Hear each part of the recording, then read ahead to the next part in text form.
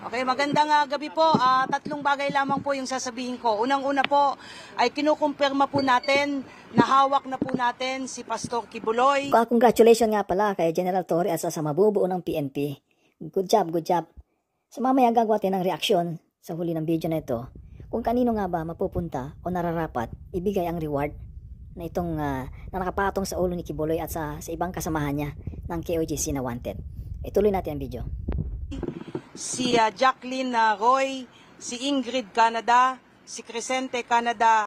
Kung di ko nakakamali, baka makasawa tong dalawa o magkapatid kaya. Buti na lang hindi silang katakas pupuntang Canada, no? Isa siguro dyan taga Toronto, isa naman taga Ontario. At si Silva Semanes po. Nakuha po natin yung custody po nila around 5:30 this afternoon at mga bandang 6:30 po ay nilipad po natin sila mula po sa Davao papunta po dito sa Villamor po tayo lumabas. Lumapag po sila ang C-130 Lulan po. Nakakaalam kung ano yung C-130. Ganito po yung itsura nito. Isang malaking eroplano po yan eh. Ito yung tawagin nila paminsan na Army plane o mga Air Force plane. Ito yung mga ginagamit nila pag may mga mission, mga sundalo o pupunta sa ibang lugar. Dito na sinasakay. At di ko lang alam ito kung meron itong upuan sa loob. Kasi dati sumasakay ako dyan sa mga C-130 na ganyan. Walang upuan po yan. Siksikan ka dyan sa loob kasama sibilyan, sundalo, sa loob. Papawisan ka dyan sa loob sa init. Pero although meron din ng aircon sa loob yan, lumalamig yan pag nasa ere na. Pagpuga ng AC niyan, parang yung mga dry ice yung umuusok. Galing si ibabaw. Nasa loob ka ng C-130, bubuga yan. Yung tunog niyan, malakas. Yung gano'n, yung parang in-sprayan kayo dyan eh. Pero ang kinaganda dyan sa army plane na yan, or C-130, mas safe po yan kaysa sa mga ordinaryong aeroplano kasi may 4 ata ang makina dyan eh. So kahit masira isa dyan, 2, may reserva pa. Kaya pa lumipad yan, di basta-basta babagsag yan. Ituloy natin ang video. Nitong mga nasabing individual at nakakating po sila dito sa Villamor na around 8:30 ng gabi at nakakating po tayo dito sa custodial facility na mga around 9:10 ng gabi po. Sa ngayon po ay nag-undergo po sila ng booking process. Kasama na po dyan yung fingerprint at mugshot at natapos na rin po yung physical and medical examination. At nangyari po itong pangyayari po na ito dahil kanina pong mga bandang 1:30 po ng hapon ay nagkaroon po ng negosasyon para po sa mapayapa po nilang pagsuko dahil binigyan po natin sila ng ultimatum. Nang within 24 hours po ay kailangan po nilang sumuko at nagkaroon po ng negotiation. So ito po ay joint efforts po ng PNP and AFP. Maraming salamat po. Ba ng sila sa loob ng Kingdom of Jesus Christ sumuko o doon po mismo sumuko? Yes po. Apo. Sa loob po ng KOJC compound po natin sila nakuha. Ma'am, dito sa loob ng PNP Custodial Center, magkakasama po sila sa isang kwarto? Paano po mangyayari? Wala pa po tayong detalye po dyan. Maraming salamat po, yun lamang po. Ma'am, susunod na mangyayari po? Ongoing po yung processing po ngayon dahil 5 katao po yan. Sabay-sabay po silang binubuking po ngayon at na-inspect na rin po sila at nasa maayos naman po silang kondisyon. Although some of them based po doon sa medical examination po, medyo mataas po yung BP. But other than that, okay naman po sila at tuloy-tuloy po yung processing po ngayon. Ma'am, which case po sila na binuking po kanina? Lahat po ng kaso at dyan din po nangyari pagdating po nila dito sa custodial ay isinerve po yung warrant of arrest po sa kanila. Kung matatandaan niyo po, 3 kaso po ito. Yung kay Pastor Kibuloy po, yung child abuse po, yung sexual abuse at yung pong qualified trafficking. So binasahan po sila ng mga kaso po nila at nakaharap po ang kanilang abogado po. At pagkatapos po noon ay binasahan din po sila ng kanilang mga Miranda rights at mga kakapatan po. At pagkatapos po noon ay tuloy-tuloy na po yung ginawang proseso. Ongoing po yung proseso po.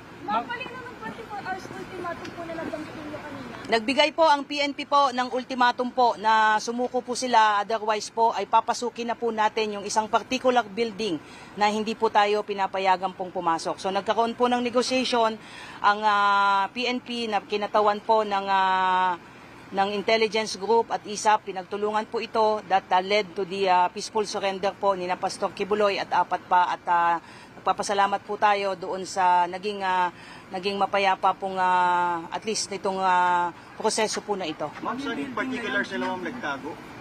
I don't have at liberty to reveal that. Ang importante po sa ngayon ay nasa kustodiya po ng PNP po ito at ang mangyayari po niyan ay bukas po inaasahan po natin na i-return po yung mga warrants of arrest doon po sa mga issuing courts, particularly dyan po sa Quezon City kung saan nailipat na po yung mga kasong na isampa po natin sa Davao at doon naman po sa RTC 159 po. Ma'am, yung Pero hindi po upang- underground, ma'am. Wala pong underground.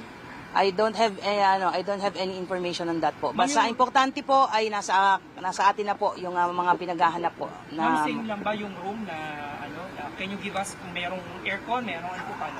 wala pa po, hindi ko pa po nakikita kung saan po silang kwarto po madidinene, but meron na pong plano dahil nga kanina nga po habang ongoing po yung negotiation ay pinagplanuhan na rin po kung saan po silang mga selda po mapupunta. But magbibigay po kami ng additional details as we go along. Definitely, Anong ma'am, plano? magkakahiwalay sila. Most ano po yung likely plano, po. ma'am? Ano po yung plano?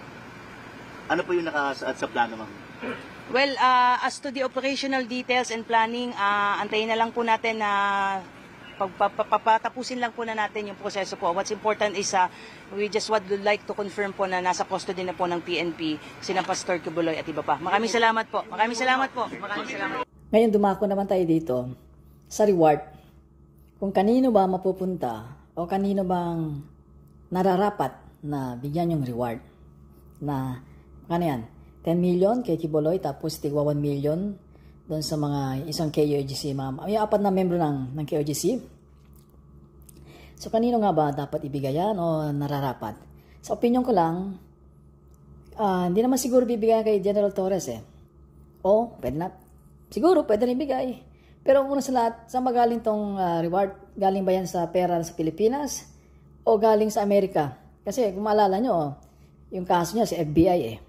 Hindi kaya reward yan galing sa Amerika. Kinonvert lang sa peso. So kung mapupunta ng mga General Torres yan, Torre pala, siguro deserve naman din niya. Kasi pinursigi niya yung paghuli kay Pastor Kibuloy sa isang kasamahan ng KOGC na wanted. Pero, since na naman siya government official, na yung trabaho niya, sa palay ko baka hindi rin mapupunta sa kanya yan eh. Ang mas maganda siguro dyan, palay ko sa akin opinion siguro ibigay na lang dyan sa yung mga kapulisan na nakapuyat dyan, na walang kain, kulang ang tulog, na galing pa sila sa ibang lugar, na lumayo sa mga pamilya nila, yung paghihirap ba nila. So palagay ko, mas maganda siguro ibigay na lang sa mga pulis. O let's say, ilan na kamo, 2,000, diba? Estimate lang natin. So, 2,000 na kapulisan, i-divide natin sa 10 million kay Kibuloy, tapos 1 million no sa apat na kasamahan ng KOGC. So, 14 million. So, 14 million, i-divide natin yan sa 7,000. So, mga roughly 7,000. 7K natin bawat 7K bawat kapulisan. Siguro okay na yun. Malaking tulong na yun eh. Malaking tulong na yun sa kanila yung paglayo sa pamilya nila, yung pagod nila, yung puyat, na walang sapat na kain, na habang nandyan, nagbabanta yung kingdom of God na compound, yung kulang sila tulog, yung ligo, na hindi maayos ang tulugan. Palay ko mas nararapat, bigyan na lang sa mga kapulisan. Or yung isang option dyan, yung mga naging biktima ni Kibuloy. Yan yung child abuse, yung sexual abuse, saka yung mga human trafficking pa. Ano naman yun? Tama, human trafficking, di ba? Pwede rin yun, doon ibigay yung reward. Ano sa palagay nyo, kaibigan? Yun lamang po. At kung ano yung opinion nyo, kung ano yung, just comment down below po. At maraming salamat po sa pagpapanood. At kung nagustuhan nyo itong video, huwag nyo pong kalimutan na mag-like and subscribe. Maraming salamat po.